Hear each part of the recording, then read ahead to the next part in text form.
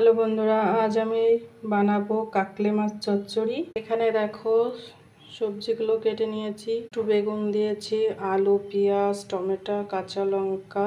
এবার আমি মাছটাকে লবণ হলুদ মাখিয়ে ভেজে নেব। মাছটাকে লাল লাল করে ভেজে নিয়েছি। আমি দিয়ে দেব জিরা ফোড়ন, দিয়ে দেবো এক কোয়া রসুন ফোড়ন, দেবো পেঁয়াজ কুচি। পেঁয়াজটাকে ভালো করে লাল লাল করে ভেজে নেব। লাল লাল করে ভেজে নিয়েছি। দিয়ে দেব লঙ্কা, দেবো আমি আলু কুচি, বেগুন দিয়ে দেবো টমেটো। সব কিছু ভালো করে মিশিয়ে নেব।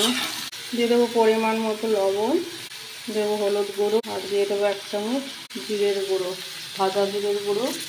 এবার ভালো করে এটাকে কষিয়ে নেব। ভালো করে কষিয়ে নিয়েছি। এবার দিয়ে দেবো অল্প করে জল, যেহেতু চচ্চড়ি বানাবো বেশি জল দিতে লাগবে না। ঝোলটা ফুটে উঠলে মাছটা ছেড়ে দেবো। ঝোলটা ফুটে গেছে, ভেজে রাখা মাছটা দিয়ে দেবো। মাছটাকে দিয়ে দিয়েছি, ভালো করে মিশিয়ে কিছুক্ষণ জাল দিয়ে নেবো। যেহেতু চচ্চড়ি বেশি ঝোল হবে না। কাকলে মাছ দিয়ে চচ্চড়িটা যদি এইভাবে বানানো যায় খুবই টেস্টি হয়। এটা দেখো শুকনো শুকনো হয়ে গেছে, মাখা মাখা। এবার আমি নামিয়ে নেব।